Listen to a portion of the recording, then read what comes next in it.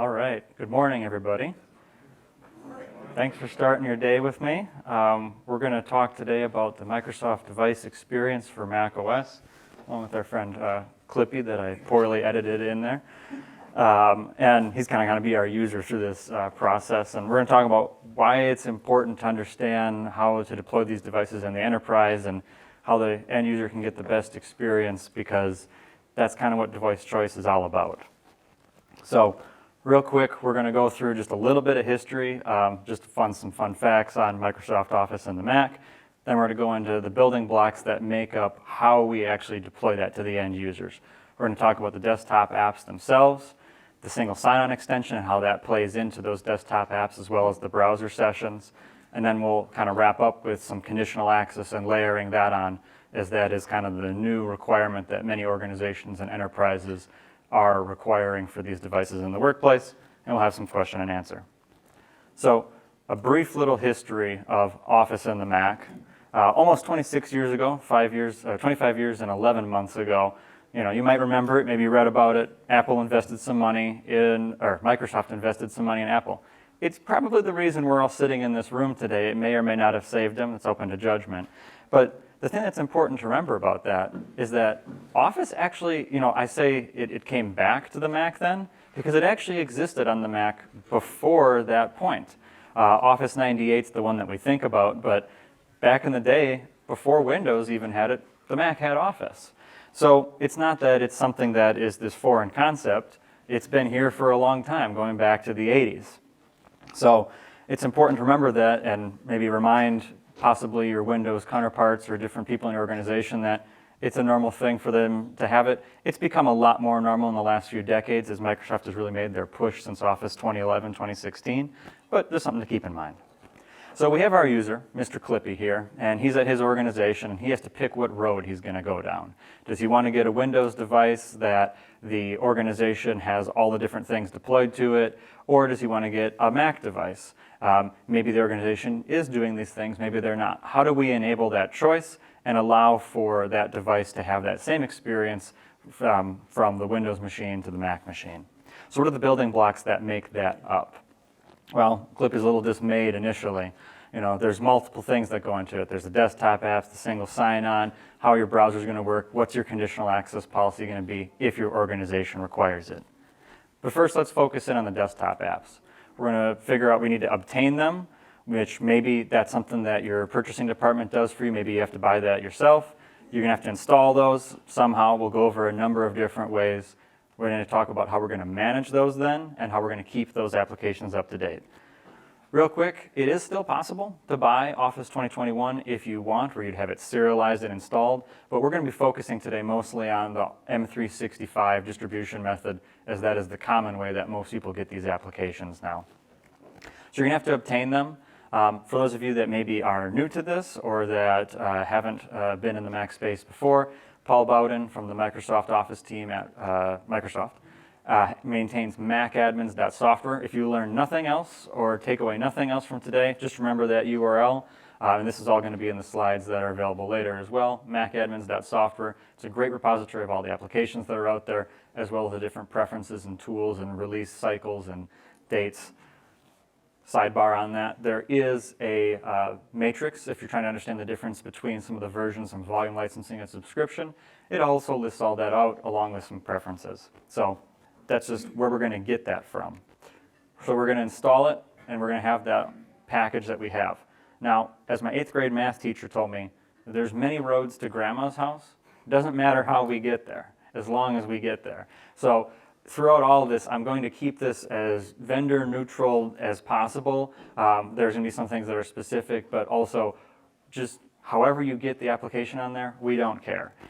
Maybe you're pushing it down through a package recipe and it's going onto the device and you want to run it through installer command. Great, don't care as long as it gets installed. Maybe you're installing it through Apple Remote Desktop down to some devices. Great, gets the applications there. That's all we need. Maybe you're using an MDM like Jamf, where you're putting that package in, you're uploading that package, and then you're putting it out through a policy where you're saying, I want to deploy the Pro Suite, and you're having it go at enrollment complete, recurring check-in, whatever you have that trigger to do that. Maybe you're using a different MDM where it's in a catalog and you're adding it to a policy. Maybe you're adding it and running a script there as well and running that package. Or if you're a mad lad and you just really want to go to each device and run it, you can go and run the package too. Don't care. However you get it installed, we're just kind of taking that as a prerequisite today. As long as Clippy's got Excel, OneNote, Outlook, PowerPoint, whatever your SKU bundle is in his applications folder, that's good. That solves for getting those applications in place. How are we going to manage them though? That's what we actually care about. What is that user experience that Clippy's getting on his device to make sure that it is secured and also as close to its Microsoft Windows counterpart as possible. So within that macadmins.software, there is a link to a Google Sheet, a little ironic, I know, that links out to, it's just a good way to share the keys, but these are all of the different preference keys from all the different versions that are out there. We're going to cover a few of them that are important to how we're having this user experience for Clippy, but they're all out there if you want to go check it out. It's linked in the preferences in the tab up top on macadmins.software. So what do we care about for this example? Well, we care about the first launch experience, we care about licensing it, and we care about what prompts that Clippy's going to get. We want to have that be as clean as possible. Maybe we care about the local versus online storage. Maybe we have a policy that we want it to be on device because it's encrypted and we're using CrashPlan, or however you have that. We want to be able to make sure that we're setting that default that way that end user is having that experience that is common to them. Maybe they're not used to the online storage. Then we're going to talk about some security settings that, it's great. We're going to talk about conditional access later, but why not just kind of solve some of those problems a little bit on the device side? Maybe we're going to want to turn off exporting of email so they can't make an Outlook PST file or archive. And we want to also say, we've been getting a lot of phishing attacks that we don't want people to be getting these fake-looking invoices that load remote content. Let's turn off the remote content load so that way when the email comes up, it's not going to load that by default. And then maybe, something with the return to office that's come up that people have asked me about is we're running into bandwidth issues. How do we scale back what the OneDrive sync client is doing? And we can set some limits there. And then last, we'll look at the personal synchronization. Maybe we don't want users to be able to sign in with their personal OneDrive and take corporate data off of a network share or something that's in-house. So how are we going to make and deploy those pieces? Well, there's the defaults command that we can use if we want to script it and put that out there. Most of the keys that we'll be talking about today have a way of doing that. However, we can also build a custom profile XML. If you want to do it with a text editor, you can do it by hand if you want. There's also a link here. iMazing Profile Editor, which I'll show in just a few slides here, has a way of doing the deployment and has some pre-built values there. And then we want to deploy these. You can push them through whatever MDM you have that accepts a custom profile, or if you really want, you can drag and drop and locally install them if you're doing the installation manually too. So how are we going to make those as far as a text editor? The bottom line is we're not going to get into all the editing of XML, but when you open up a mobile config in a text editor, which don't use TextEdit, use BBEdit or something like Xcode. But if you open that up, you're going to see there's a key and a value. There'll be an integer, a Boolean, a string, some piece that you're passing along. And in this case, we're saying we want to not automatically download content here. So within that payload dictionary, we're saying I want to set this key to 0. That's the bottom line. So there's also the way I talked about where you could use something like iMazing, which is a utility that they have some pre-configured ones for these where you can go and build that profile, save it, import it to whatever MDM you're using, or deploy it to the device locally. So that's how we're going to make them. What do we actually care about? What are we going to set? So at first launch, when we have this pop-up, we have these end users that, they don't know what this is. We just want to get them into the product as fast as possible. This is great for if it's a home user that guides them, but we want to have it be a little bit more tailored to that. So the first thing we can do is we want to set this key to true for Office auto sign-in. And what that's going to do is it's going to say, we don't want to bring that up, just bring us to the sign-in. If there is existing credentials available for whatever reason, it's going to go ahead and use those. However, in this example, Clippy's just firing up his device for the first time. He's not going to see anything outside of some prompt, which we'll have to manage how we do that. Default value there being false, setting it to true will make that go away. Great, okay, we did that, but now we're just getting a sign-in window for Microsoft, and Clippy doesn't work for Microsoft. They laid him off back in 2004. He's been out of work ever since. And his device, he doesn't work there anymore. We need to have that be more branded towards what his experience is for his organization.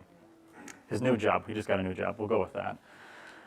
So there's a activation email address value that we can set. So if you want to, maybe via a script you're setting, if you're pulling that email from another process when you're going through and provisioning the device, you'd have that where you can input, clippy@psu.edu. Great, that's going to input that email, and it's going to take them to the sign-in that you'll see on the next slide here. Now, if you're doing this via a profile, if your MDM supports it, you could also put a value in of $email, pound email, whatever you're doing for that variable, input that, and pull that through. So you did that, but now when you open it, you're going to get your sign-in here. Okay, great. I don't have an account for Clippy, so I'm just using my work account. My work account shows up. It's going to be branded with your global sign-in. It'll pull you to that and it'll say, okay, put in your credentials. You go ahead, put in your password. It's going to automatically then sign you in, activate the license that exists for my account. I'm into the gallery. Great. That's good, but there's a new challenger approaching, which we're going to talk about more a little bit later of the single sign-on extension. Maybe we want to get a different experience from that. So we, for the sake of argument here, let's say we already deployed down the single sign-on that we'll talk about in a bit. When we go ahead and open up Word now, it's going to bring us to the single sign-on. It's no longer going to be branded because it's not being provided that credential because it's opening an AOS web authentication session with Safari to load this up. But once we sign in here, we're good to go. It's going to bring up some terms after it activates it. We click done, and we're back into the application then. Now, is this more typing? Yes, but it will save us time later when we get into other components within the browser or conditional access. So if this is the first thing the end user is doing, great. You're going to get your sign-in, you'll have your credentials, the device will be activated and signed in. If it's not the first thing they do, then maybe the other process with conditional access is like we'll talk about later, and that will get you your first sign-in. It's not going to be as clean as having that user email pre-populated, but it's at least going to possibly save you time elsewhere. So let's move on from that and say, okay, let's just say we got it activated, everything's good, but we don't like the document gallery. So there's another key we can set where we'd say, I don't want to show the document gallery. I want to just go straight into a blank document. I don't know about you, but 90% of the time, I like just having that blank document because that's what I'm going to be using anyway. So if you go and set that value, it's going to say, okay, I don't want to bring that up. No longer will that be there. It's just going to bring you to a blank document each time you open the application. Same thing for Excel and PowerPoint as well. Local versus online save. So by default, after Microsoft introduced SkyDrive, which is now OneDrive, it would default to saving to that cloud location, which maybe that's great, that's exactly what you're looking for, but if your users are used to putting it on a desktop or a local location, you could have it default by saying, I want to default to the local save option. Default is set to false, we'll set it to true, we'll default to that. It'd pull that save option up then. Okay, so we've kind of taken care of what we want the users to experience. Now it's some things that we care about as far as criteria that the security office might be asking for, or just us saving users from themselves possibly. So let's say we don't want them to be able to export email. There's different things we can set on the Exchange side of this or Office 365, but let's also look at the client side of it. So if we go and set a key value for Outlook to disable export, it's going to make that you can no longer do the file and make an archive of it. Great, that takes care of that setting. But I talk about saving users from themselves. Maybe we want to make it that they can't have a fake invoice. The one I got last week was from Geek Squad, and I was like, yeah, okay, sure. I didn't go there. And you want to make sure that that doesn't load up because you don't want them to click it, just save them from themselves, try and eliminate that wherever possible. For those of you that have know before training at your organization where you got to do the little trainings every year, maybe they don't watch those. We want to remove the ability for them to harm themselves a little bit there. So if we go and say the key value for automatically download external content, If we set that to 0, which is an integer, so in the scripted value for defaults, you'd have an X there. I'm just saying I'd put a value in there. If you put 0 in, you'd have that it would never load remote content. 1, it would remote content from only contacts. 2, from all messages. So last two things then for OneDrive. Maybe they have a little bit of Three Stooges syndrome. Everybody's trying to fit through the same access point at the same time. You want to lower that down with people returning back to the office. There is no scripted way of doing this, but you can set that via a profile. So there is 2 key values. There's the download and upload bandwidth limit, and you can set a value between 50 and 100,000 in kilobits per second to limit that for the application. Doing that just makes it a little bit nicer possibly for your access points in the office then. Last one then for OneDrive that we'll talk about is the disable personal sync. This one I have found comes in handy when we don't want to have people putting content onto their personal OneDrive. They can't sign out, sign back in as a personal account. It's going to have to be that corporate account then. So we're setting that value to true, whether that be through defaults or the profile. There's a lot more for OneDrive if you want to. This is going to be in the slide deck that will be provided and available. Something interesting to peruse. So we'll say, okay, we've got the application installed. We've got some management down to it. Great. Where does that leave us then for the rest of the desktop apps? Well, it leaves one major thing out. No one likes update notifications. It's the bane of all of our existence. Clippy's getting this notification. He's freaked out. He doesn't like it. He wants it to go away. Or, and the first time they launch it or sign in, they're getting a required data notice. We want to have as few things as possible for the end user to see. So there's a couple keys that we can deploy for auto update itself. The acknowledge data collection policy, if we set that to required data only, it's going to stop that data notice from coming up. And then on top of that, we can also put down a key where we'd say how to check, and we'll do an automatic download check. So for that key that we're setting, Microsoft Auto Update will try and do an update if possible. So I say if possible because if they have an application open and it needs to quit and relaunch it, it's not going to be able to do that. There's a key for that in just a few slides here. So it's going to go through and try and do updates as automatically as possible on the device. But how often do we want that to happen? So we have the update frequency check that we can set, which is a numeric value that is looking at the minutes between the last check. Default out of the box is 12 hours, but maybe we want to look for them sooner. Maybe we want to have that happen every hour, or maybe we want to put that to be once a week or something if we're not that concerned with those going as soon as they come out. Now I say, we want these updates to go out sooner rather than later. Clippy doesn't want to close Excel, despite there's a security flaw out there. This one is a profile-only way to deploy it. There are more examples on the URL at the bottom here that's in the slide deck, but this one's just for Excel. So basically what we're setting with this dictionary that we're putting into this key value for the profile that we're deploying, we're saying for Excel, I want to force an update at said date and time for that version. And what that's going to do is at that date and time, it's going to kill that app, relaunch it, and do the update. So is it going to be, Clippy's favorite thing in the whole wide world? No, he's probably going to lose his spreadsheet, but it will at least get that application updated. This is something to, have for the users that never close Office or never reboot the device, which I'm sure is no one in the wider world. So this next one, Clippy really wants new Microsoft Office releases because he hopes that Microsoft's going to bring him some new friends. He's really been looking forward to that eventually. So he's out there looking for any updates as soon as possible. This is probably not most users, but it's still something to keep in mind. He was able to go into library application support, Microsoft, and he found Microsoft Auto Update. And it's his money, and he needs it now, like the J.G. Wentworth ads, and he wants his updates now. And so he goes in there and he says, the update channel, I'm going to set that from current channel to insider fast for the beta releases. You can disable that so that way that they're locked in at the release channel that you have set. So if we set the disable insider checkbox to true and push that value out, that's going to disable that. He's going to be on that release cycle that we're controlling there. So great. that takes care of updates. But now we have the desktop apps, updates, configurations, but we still want to have a richer sign-in experience for the end user. We want to have that single sign-in experience one time and then never again.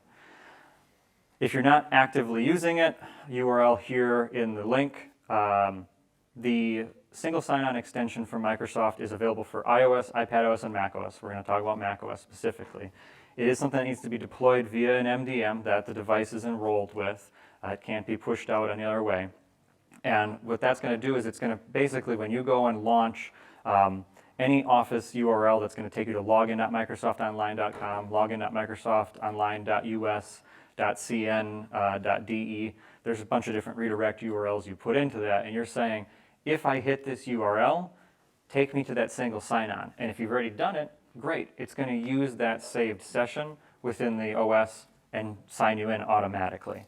A few examples that I can get screenshots of what that looks like. It's going to be the same across most any MDM. You're going to put in your team identifier, the extension identifier, and your URLs, and it's going to get you that. It's very similar in Jamf as well. Basically, you're putting those URLs in, and it's redirecting you to the single sign-on. So that way, the next time you go and open your office.com URL, or you open one of the desktop applications that needs to do a sign-in, it's going to automatically pull that and sign you in the background using that saved session. So now, Clippy's feeling pretty good about this. He likes the way the device looks. He likes the sign-in experience. But we got to make some other people happy, though.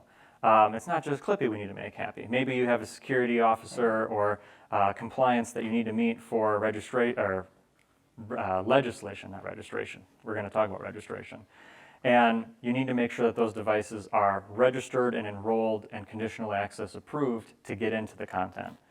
So why would you want to do that? Well, if you have that zero trust compliant device, we know the device is a known state. It's registered, it's secured, it has a identity that we know this is Clippy's device, and it's encrypted, it has a passcode, etc. Whatever you're enforcing that against.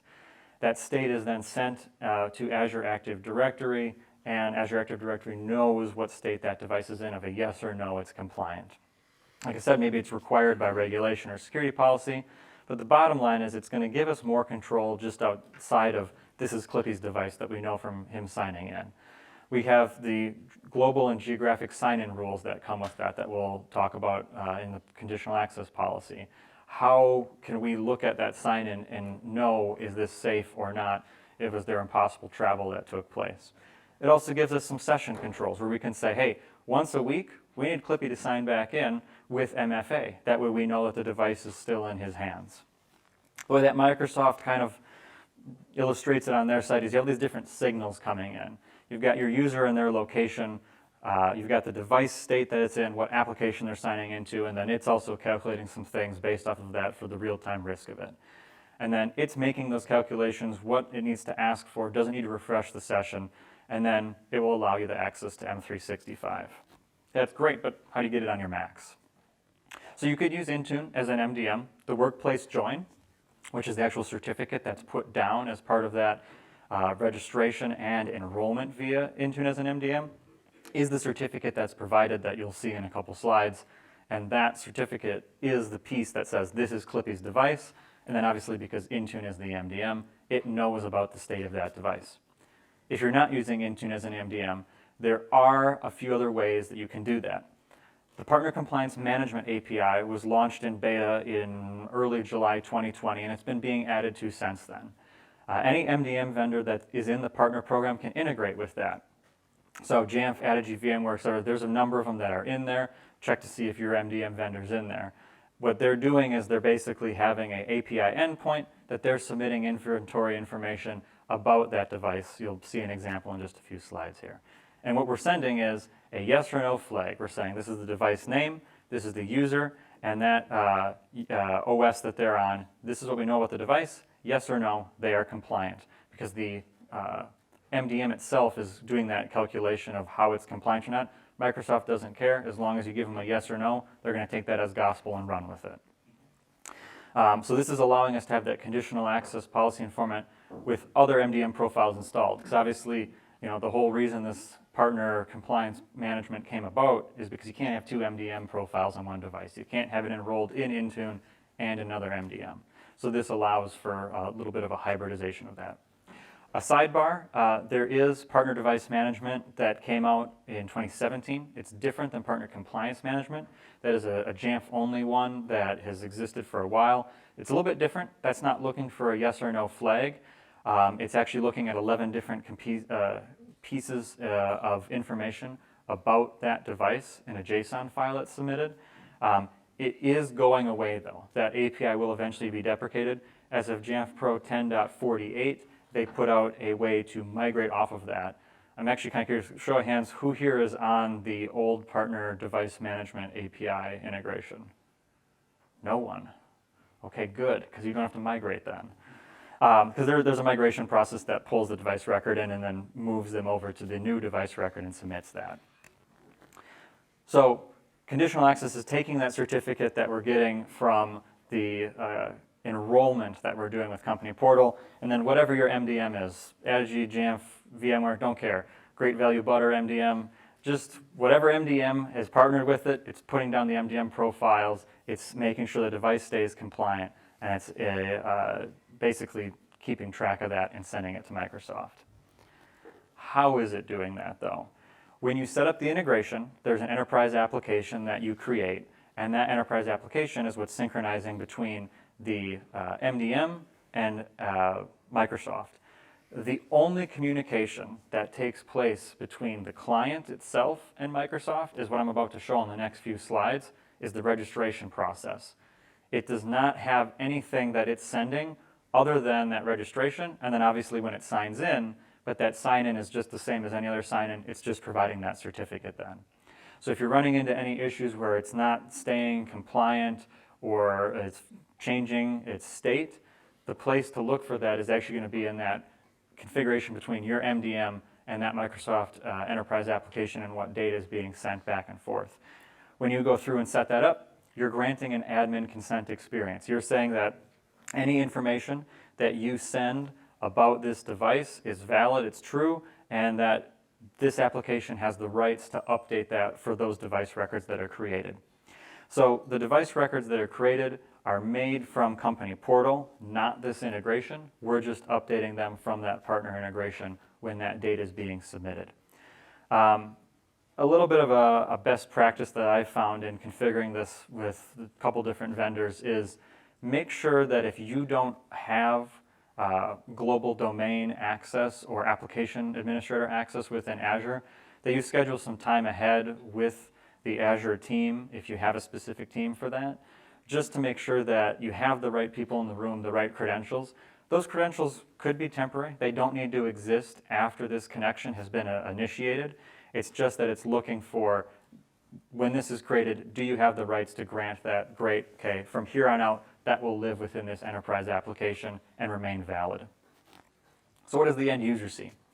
Well, if you're using a MDM like Jamf, it's going to be in self-service there. You'll be able to go through, register the device, and that's going to launch Company Portal and do that registration and lay down that certificate. Now, that is the same across MDM vendors. So here, this is an example from Adigi. This is what I got access to do a video from.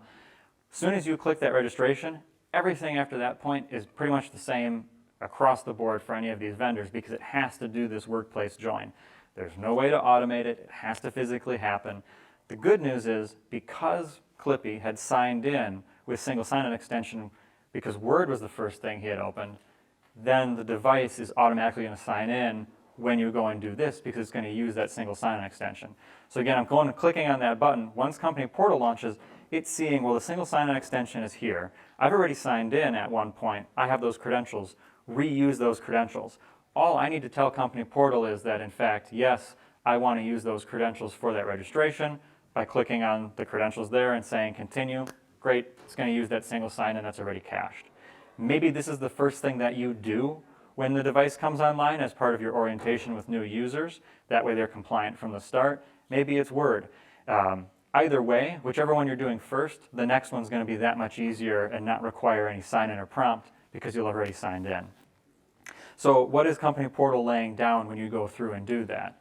It's putting down the workplace join certificate, which is that end user's AAD ID of that device. So that string is actually the common name of the certificate, is that device record within Azure Active Directory. So then when I go and sign in through office.com or one of the desktop apps, it's providing that, which is getting me my access. So after that registration, again, however your vendor has it set up, it's going to synchronize that status, and that's going to be reflected within Azure Active Directory. If it's compliant, etc. That information with the new Partner Compliance Management API is only in Azure Active Directory. It is not in Intune. So if you're looking for that kind of pseudo single pane of glass across these, that is going to be in Azure Active Directory, but you won't be able to do anything with those records. They're just there to say, this is the device, this is who owns it, the device is registered. It's not actually letting you push profiles or anything. It's just a one-way street of it receiving the state of it, and then it kind of, and if you go back to the magic triangle days of OD, AD, and the workgroup manager, it's kind of saying, okay, the device is compliant, great, I have that, it's a one-way street. And then from Azure, it's saying down to the device, you're compliant because I know this, you can get in, and the device is then submitting the information to the MDM. Okay, great. So the device has the applications, the device has single sign-on, it is registered, but what do we want to do with that registration? What rules or things do we want to actually look at and say, I want this device to have access to this content for this reason or revoke it for this reason. So again, if you don't have access, work with your Azure team or your server management team if you have a separate team that looks at that. Or if you're a one-man band like I was back when I was an admin, you just kind of do what you want and test it live because you're the only one there. And so if you hop into Azure and go into your policies, and you go make a new conditional access policy, for this example, I'm going to kind of go over some of the best practices that I found with this so you don't shoot yourself in the foot, which is actually quite easy to do with compliance policy because it is very powerful, especially if you set it globally across all users, across all apps. So within this policy, I'm going to say, I want to apply this conditional access policy to this selected group of users. So this is a security group. It could be a dynamic group within Azure that's pulling it based off of maybe an HR process that's putting people into groups, or it could be a static group. I've had a number of organizations where they make that just be a static group, and as a person gets a new Mac and they add a Mac user, they just add them to the static group. Is it the most scalable? No, but if they're sub 200 and it's kind of going to be those 200 to 300 users, works great for them. Whatever gets you there, again, there's many roads to grandma's house. The thing to keep in mind though, and this is where you can shoot yourself in the foot quite majorly, is when you're doing this conditional access policy and you're setting this up for saying if you need to access any of this content, you need to be conditionally access approved and be compliant. Well, if you say all cloud apps require that you need to be compliant to sign in to all cloud apps, you can run into a scenario where a device that is brand new and is not registered in any way, shape, or form cannot ever sign in to become compliant because it can't sign in to all cloud apps, which is everything, because it itself is not compliant. So that's just one that it really can cause some issues there. You can do some exclusions on a per app basis, but as Microsoft has changed over the years, going back to 2018, 2019 when this started changing, that all cloud apps has become more and more encompassing as Microsoft Graph and the different APIs in the back end kind of expand their reach into the different applications. So the best way that I found it is you'd put in and you'd say, I want to include on this conditional access policy Office 365 or whatever other application you have, Planner, or maybe it's something that is just using Azure and that single sign-on as a way to access the application. Then we'll say, okay, for this client app, I want to have this go across all the different types. Most applications are using modern authentication now, especially all the Microsoft apps, obviously, but maybe you have some legacy ones that you want to make sure you're catching those so that you can either get them moved to a newer version of the application or, just say, it's time to get a different device or upgrade that. The platform is kind of a choose your own adventure one. Typically, when I've been helping people onboard and get the integrations set up, I've said, let's make a test policy that's just to the macOS devices, and then on top of that, to just a select group of those devices while we're testing it out. I've seen people continue on with that, where they'll have the device platform be set to just macOS, and they'll have a specific policy for iOS because they want to have different applications behave differently. Some people will just do a global one where it's all users and it's all platforms, and this is what you need to meet. So what is that policy actually controlling access with? Well, we're going to say we're going to grant access if the user does a MFA sign-in and the device is marked compliant. So again, this is where you can shoot yourself in the foot, where if you're requiring the device marked compliant and all cloud apps, well, then that's not going to go so well for you. In the scenario where maybe you want to have MFA for everything, all cloud apps across the board, you could make two policies. You could make one that would say, I want to grant access to all users, all cloud apps, if you do MFA, and make a second policy where you'd say, I want to require device to be marked compliant, and have that be pared down to just Office itself. Last thing then is the session controls and sign-in frequency. Default out of the box is 90 days. I've seen people go as crazy as every 8 hours to make people sign in. It's a little bit heavy-handed, but it can be done if you want to do that. It's a value you can change by hour or by day, with 90 being the default. What that's going to basically do is say, okay, you need to go ahead and sign back in on whatever app. It's a rolling 90-day window, not for all of that user sessions, but the applications individually. So if Outlook was started up first before Word and that session gets timed out, it's going to have you sign in there. If you're using single sign-on extension, again, that's going to be a very smooth process because it's going to have that session that they might have been using in a browser or the other applications. So with those rules now set, if Clippy goes out to office.com and clicks on sign in, what's he going to get? Well, the first thing it's going to do is it's going to say, hey, okay, I see you have single sign-on extension. Great, let's get you signed in, up and running. But you also have a conditional access policy that's looking for the device to be marked compliant now.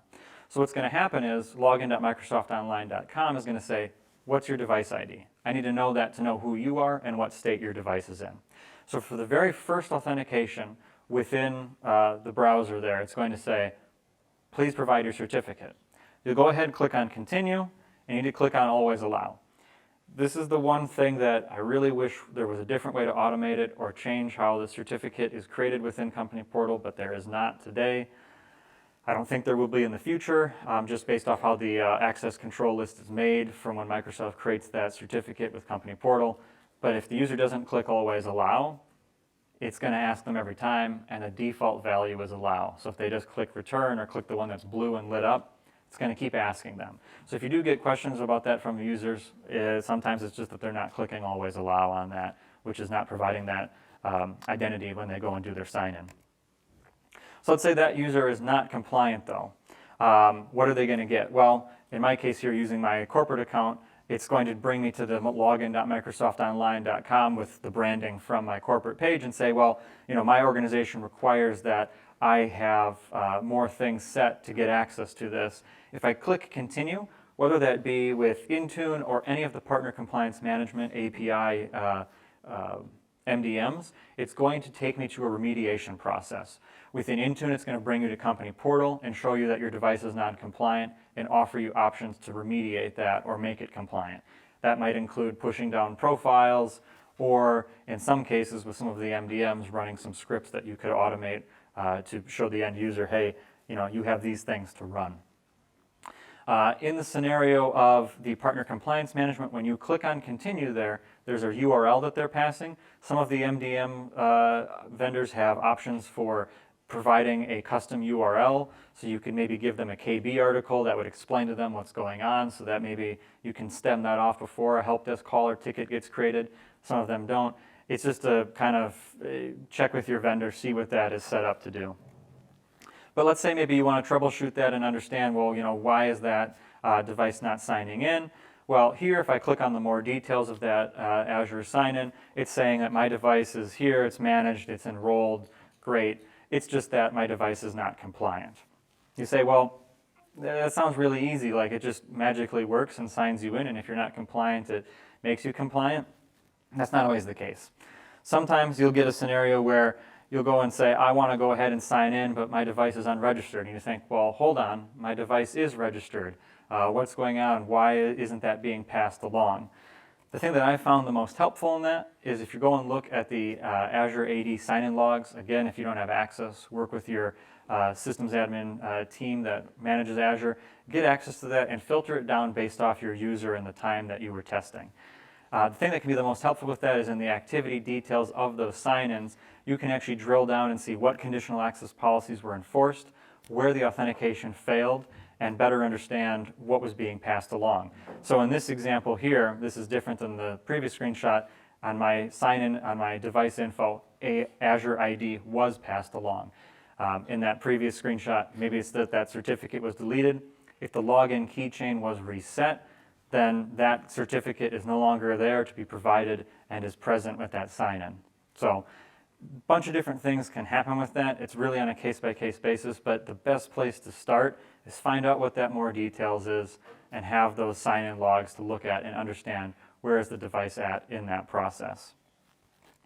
So we have our building blocks, we have our applications installed, we have our sign-in, we have our browser sessions behaving properly with our single sign-on, and we have our conditional access from Azure set up.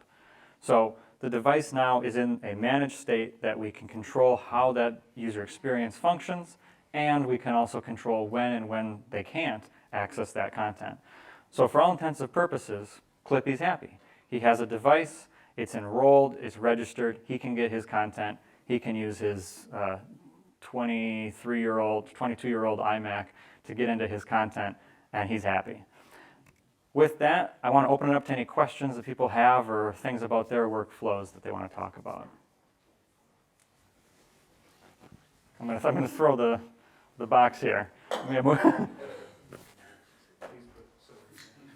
For like non-Microsoft apps, where do you get the information to?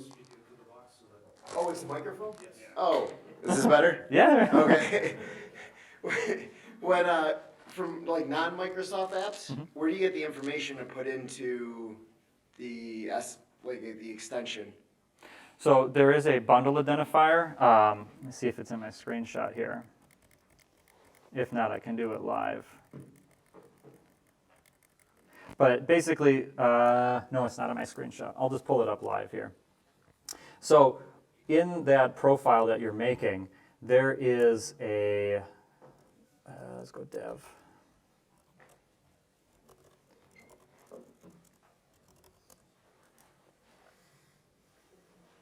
So if I go into, and this will be a little bit different, but the same for any of the MDM vendors that have that profile. When I go and edit that profile, and I scroll down here, I can include, oh, okay, hold on. Thank you. There we go. Let me make that bigger. Okay. Okay. So what you're saying is for com.safari, for com.attitude Mac Manage, that would be self-service, whatever your vendor is. I'm saying take over that sign-in session for that desktop application and bring that in to do the sign-in using single sign-on there. The other thing to keep in mind with that is you can block applications if you want. I typically just go with the allow list and say these are the ones I want it to take that over for. You can do a prefix one as well. That's what I have below that, where you'd say anything with com.microsoft, take it over. Anything with com.apple, take it over. Anything with whatever your vendor is, take that over. So that way you have the ability to just say, I want to take everything that has that MDM publisher, or sorry, not that MDM publisher, that application publisher. And you got the bundle identifier from like code sign command? Yeah, you can pull it that way. The other thing too, a lot of the, let me see here. A lot of the different vendors will at least publish that if they have a KB talking about, we support single sign-on, this is where they have it. But otherwise, yeah, you could pull it through that, or you could just open the info P list too. So if you go right-click on the application, you could say, what's the package contents show, and then it'll also have that in there.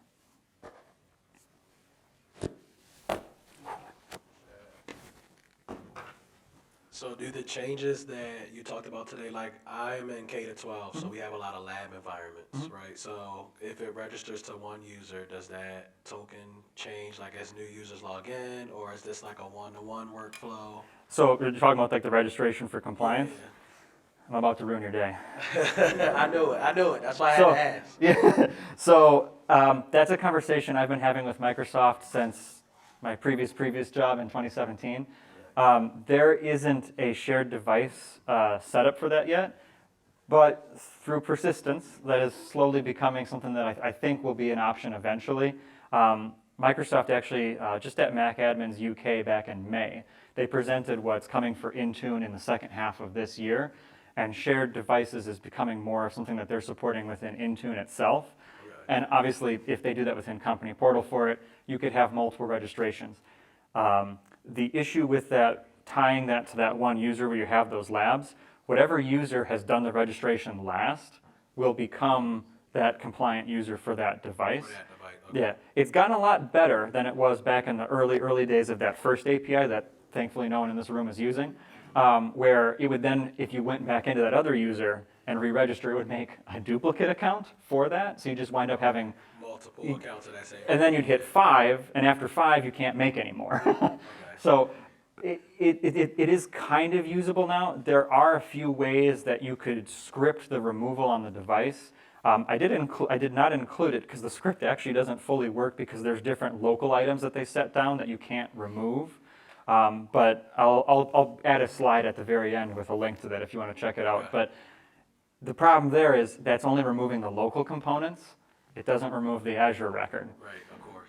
There's a few different companies I'd worked with over the years that would make a PowerShell way of scripting that to remove it from Azure. Basically, they do a differential check of if this ran on, in that case it was Jamf Pro, but whatever MDM, looking at, okay, we have this in logs that this device had that script run to remove the local components, then go ahead and add that device identifier to a script from PowerShell that would go and remove the record from Azure AD. Okay. Yeah, it's possible, but it's messy.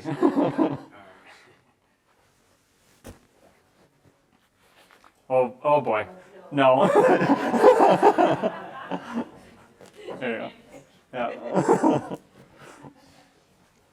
When registering with the company portal the first time, because that's what we do when we Yep. give it to a new user,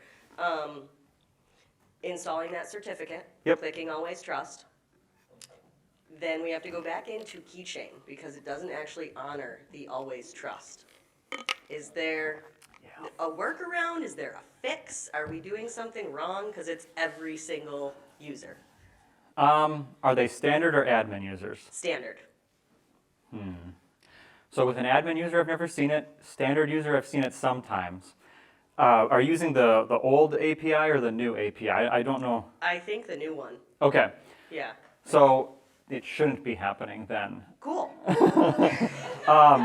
That said, in my time at my previous job, I got that one a lot. It's been a lot better with the new API. I would be curious to know if truly you're using the new API because it does lay that certificate down ever so slightly differently in that process. The other thought though, when it's asking for that always allow, is it that they're doing it in the browser or the desktop app? The desktop app. Okay. Try it in the browser just one time. Okay. I've had different results sometimes with Safari being the one to do it, just because it's handling that ever so slightly differently. I have no idea if there's any science behind that, but Okay. one thing to check. We'll try it. Yeah. Thank you. Oh. Thank you. I'll make that easy. So the question I have is, we were doing the Intune registration using the app, and the issue we experienced was, and it was a wide, it was like a 50-50 chance that it would actually succeed. Yeah. So it would open the app, they would hit sign in, and they just wouldn't get anything. Do you have any advice on that, or have you seen that before? Yes, but oh yeah. Oh, well, let's see if I remember all of it. Basically, let's see if I recap. When they're opening and doing the Intune enrollment, not the registration, the enrollment, they're getting nothing's happening. It's not actually prompting. It's not saying, do you want to? They put in their credentials, and Okay, it's so- where it should be kicking over to accept this certificate and Yep. do this in the keychain, and that never actually opens. Okay. So that might be slightly different than the partner registration because there's no keychain acceptance in the registration as it exists today. That's kind of what I was getting at with yours is if you're using the old API, if it's asking for that, that pop-up within the Jamf integration doesn't happen if you have single sign-on and the new API. It only asks when you're in a desktop app or the browser. The We enrollment, don't have the SSO stuff yet. Yeah. It wasn't there yet. Okay, It yeah. was, so we were just doing what Jamf was having during our onboard, and they were just having us actually pull the app in and force the user to register with it. Gotcha. So let me recap here, because I thought you said Intune enrollment. You are using Jamf. We are using. Okay, so you're doing, okay. And this is one of the things that in my time on that and the new integration is driving home enrollment versus registration. Yeah. Because also the KB docs up until 2018 on a lot of the stuff, even from Microsoft, was just enroll it. And it's like, well, no, registration is very different from enrollment. Okay, so to what you're saying then about it not showing anything, I would put the single sign-on extension down.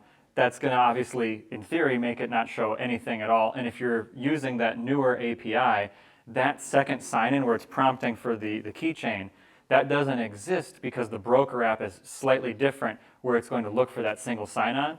And it's not going to ask for keychain there because it already has the granted permissions from the access control list and how it comes down with that registration. But when you go and open the browser or Word, PowerPoint, Excel, it's going to ask for that, and then you'd say always allow. And if they don't get it then I would say that's something to dig into with possibly the unified system logs. That was always, and still is my go-to because you're going to actually see what is MSAL, the Microsoft Authentication Library, that is doing that authentication when it's pulling that through. What is it seeing? Is it attempting to do anything? Or is it getting, I don't remember the keychain error, but it was like negative 23,500 something, whatever. I know it started with 23 or 28. And it would basically say, hey, you're not getting anything from keychain, I can't read it. And then you will at least know, okay, it's that MSAL can't see it. Maybe it's something with how the permissions are set for that. Are you laying down a user template at all to modify? Okay, that's the other thing I have seen is where the user template sometimes will modify how that is behaving, but if you don't have that, then unified system logs, and if you're using the old API and it's going through when you're registering in company portal logs. So if you click on help from the drop-down, just open company portal itself, and instead of say send diagnostic, say save diagnostic, pull that out and look at, hey, I can't remember the name of the log entry. I have it in my notes because of course I do, because otherwise I wouldn't be able to remember it. But it's going to look at a log entry and say, you know, this is when the certificate creation took place, and that will show you, did it have a issue at that point. I'll find it. We can talk after the session. Okay. Fantastic. Other questions?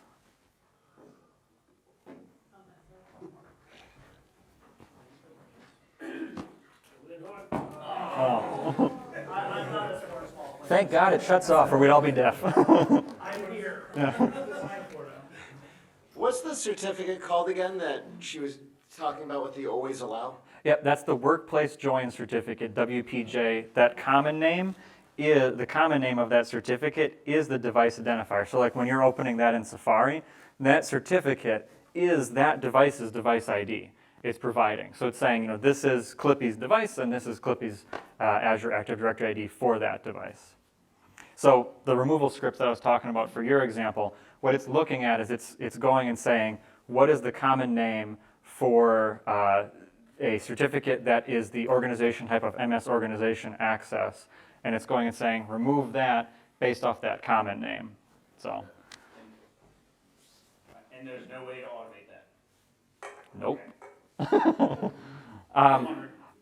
If I put my pie in the sky hat on, the thing that I didn't really talk about because Microsoft hasn't really released that much other than they said we're doing it, is platform SSO. And in theory, if I put my 2024, 2025 goggles on, other than being terrified, the way I think it will go is I believe that they will be able to tap into that platform SSO sign-in, which also, by the way, platform SSO, that single sign-in extension profile that I showed, that is actually part of that profile. So like if you go look, most vendors already have it in there. If you go look at that profile and you scroll down, there'll be an area for platform SSO within that. And it's just pulling those values. As soon as Microsoft publishes that and supports it, you could roll that out. What I think will happen in the future is hopefully we'll be able to tap into single sign-on and platform SSO at that time. And you'd be able to then say, I want to have the registration take place automatically in the background there. So that certificate that you're asking about would get made when the user signs in, and it would just be there then. But that does not exist today. Do not quote me on that. So I set up SSO for just my device yesterday, but it was after it got registered and everything else, and it never asked me to trust that certificate, but it was already there. Should I go into the keychain and probably mark it as always? Like I never got the prompts you did in Safari. Had you previously registered the device? Yeah. It might be holding on to the old ID then. So you might need to reset the browser, and there's also, for the SSO extension, you can make it release the previous session. There'll be, there's actually a post in, I think it's in the Jamf Mac admins, or no, Jamf Intune Integration Slack room, or it might be in the Azure AD Slack room. Michael Epping, who is the PM at Microsoft for SSO, he had put out, there's a workflow that you can run that will clear that and reset that. I'll include, I need to make notes. I will include that in at the end of the slides as well. Other questions?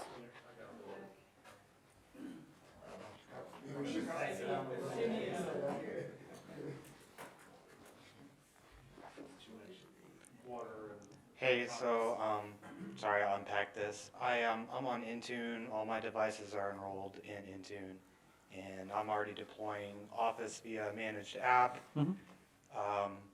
Really don't have to do much with that. But there were some quality of life things I wanted to add, which was like the Office activation.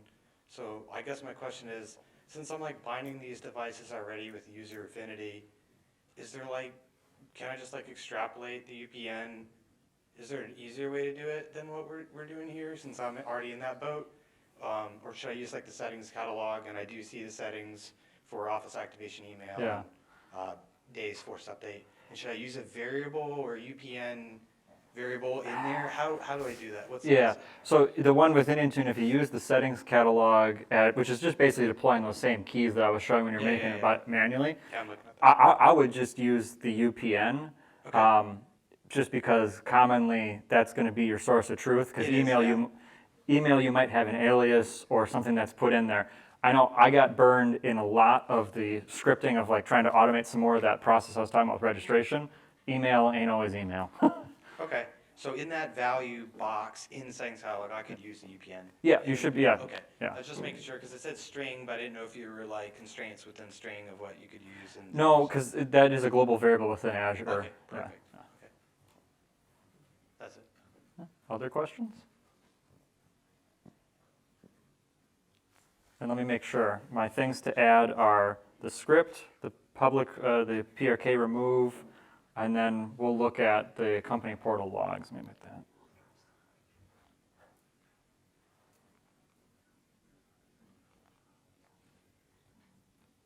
Okay. Going once, going twice. Everybody wants snack time? All right, thank you so much.